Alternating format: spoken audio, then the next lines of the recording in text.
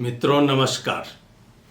मैं हूं सच्चिदानंद मिश्र। स्वागत है आपका हिमालय टीवी यूट्यूब चैनल में।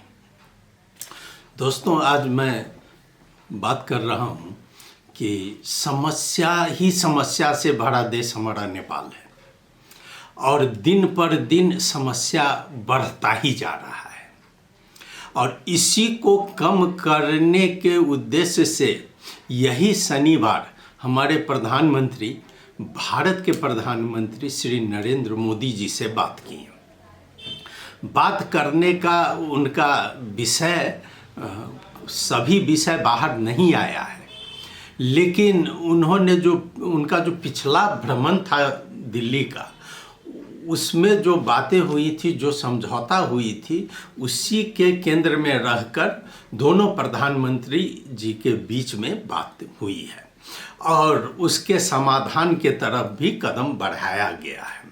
तो एक और इसको बहुत बड़ी सफलता मानी जा रही है। वहीं दूसरी ओर देखा जा रहा है कि जो विपक्ष के नेता है, यानी कि ये माले के नेता, ठीक उसी दिन श्री के.पी. शर्मा ओली, जो पूर्व प्रधानमंत्री भी हैं, उसी दिन उन्होंने अपनी बैठक बुलाई और उस बैठक में भारत के बारे में जो समझौता हुआ और जो बातें हुई उसकी कड़ी आलोचना की उन्होंने। तो देखा जा रहा है कि एक और जहां संबंध सुधारने की कोशिश हो रही है, तो वहीं संबंध बिगाड़ने की भी कोशिश जारी है। मैं इस पर बताता हूं आपको। जो विगत जेठ महीना में प्रधानमंत्री पुष्प कमल दहाल का जो भारत भ्रमण में 10,000 मेगावाट बिजली की समझौता हुई थी कि भारत 10,000 मेगावाट बिजली खरीदेगा, तो इस पर भी पुष्प कमल दहाल जी ने चर्चा की और प्रधानमंत्री श्री नरेंद्र मोदी जी भी बहुत ही सकारात्मक इस पर दिखे और उन्होंने भी कुछ आदेश भी दिया है। अब जैसे देखिए, जो बातचीत हुई उसके बाद में जो विस्फोटक पदार्थ भारतीय दूतावास रोक के रखा था, तो इस बीच में धमाधम विस्फोटक पदार्थ रिलीज हो रहा है और पावर हाउस को बनने में जो व्यवधान था वो सब हट रहा है। लेकिन इसको देखते हुए ये हमारे ओली साहब, जो एमएलए के अभी अध्यक्ष भी हैं, उनकी पार्टी की विदेश विभाग द्वारा बैठक बुलाई गई। ठीक उसी दिन शनिवार को ही जो दोनों प्रधानमंत्री की बात हो रही थी और उसी दिन इनका भी बैठक चल रहा था और उस बैठक में ओली साहब ने खुलकर हमारे दहाल साहब की भारत भ्रमण की आलोचना की। उनका कहना था कि दहाल साहब नेपाल का पक्ष रखने में असफल हो गए। उन्होंने यह नहीं खोला जो क्या पक्ष रखा जाता, लेकिन उन्होंने सीधे कहा कि यह भ्रमण असफल हुआ। ओली साहब ने बहुत आरोप लगाया उस दिन और खुलकर केवल भारत पर ही बरसे। उन्होंने खुलकर उतना नाम तो नहीं लिया, लेकिन बार बार उनकी भाषा जो है, शब्दावली जो है, सो वो भारत के विरुद्ध प्रयोग किया गया। आप सुनिए, ये नेपाली में ही लिखा गया है। जो उन्होंने कहा है कि अपनी समस्या और अपना विषय पुष्प कमल दहाल भारत में रखने में असफल हुए हैं और इस तरह जब आप बोल ही नहीं सकते हैं तो भारत भ्रमण का क्या अर्थ हुआ। सो यह निरीह हो गए हैं। लेकिन ओली साहब ने ये नहीं कहा कि आखिर कौन सी बात रखने में असफल हुए और निरीह किस माने में हुए। आपको पंचेश्वरी पर बात हुआ ही और समस्या सब चीज़ आपको मिल रहा है। जो यातायात क्षेत्र में था वो भी हो ही रहा है। 10,000 मेगावाट के तरफ काम बढ़ ही रहा है और तब आप क्या देख रहे हैं जो आप कह रहे हैं कि पुष्पकमल दाहाल असफल हो गए। अब आपको उन्हीं का कहना है कि भारत भ्रमण जानू को कुनै अर्थ ही रहेन, कूड़ा गर्न सकिँदैन भने किन विदेश जाने। देखिए इस तरह का आरोप, जो विदेश जाने का कोई मतलब ही नहीं है।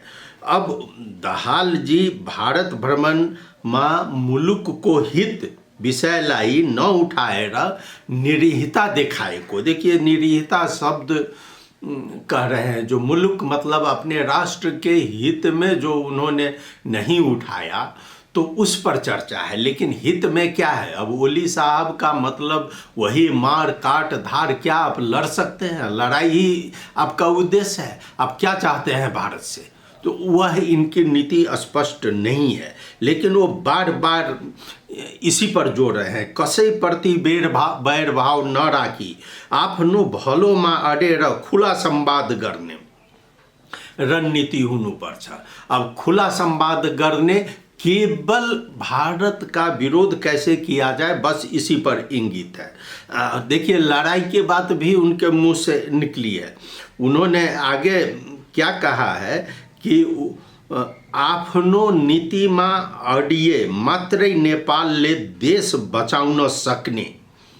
अब ये देश बचाने की बात कहाँ से आ गई? देश पर कौन हमला कर रहा है और देश पर कौन सा आपत्ति आ गया है जो ये कह रहे हैं जो हम तभी देश बच सकता है, जो हमारा छवि तभी अच्छा हो सकता है? ये कौन सा छवि? और इनके आगे की बात यह सुनिए कि यो देश हाम्रा पुर्खाले लडेर बनाएका हुन, बचाएका हुन।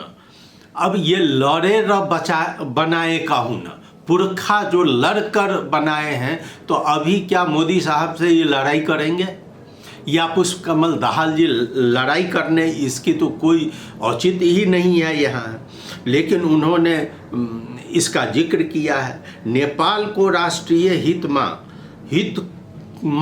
उसको रक्षा में अडिए पुग्छ। अब हित में अडिए पुग्छ, लड़नु पर्दैन।